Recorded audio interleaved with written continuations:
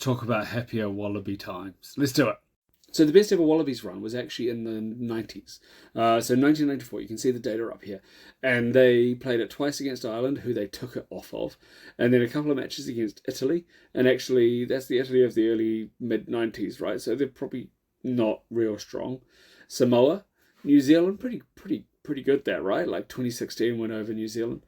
And then Argentina a couple of times as they built up to that 95 Rugby World Cup. Now, unfortunately for Australia, they came up against South Africa to open their Rugby World Cup. Sorry, I am a bit... I've just been sanding pieces of wood. In fact, you can see a lot of it on me. So breathing is a problem. But anyway, that'll clear in time. So you come up against South Africa. They were a great side in the 90s. In 95, they won their Rugby World Cup. So you can't have any shame in losing to them. So, yeah, Australia pretty strong.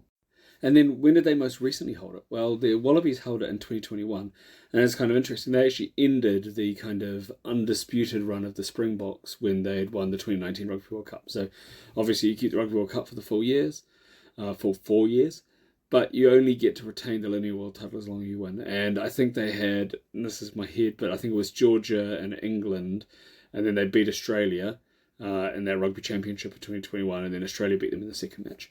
And Australia kept that. It was 5 matches total. They lost it to Scotland in November of 2021. So yeah, the Wallabies have had a great run with it at different times. And I am very happy to have hooked you up with that info.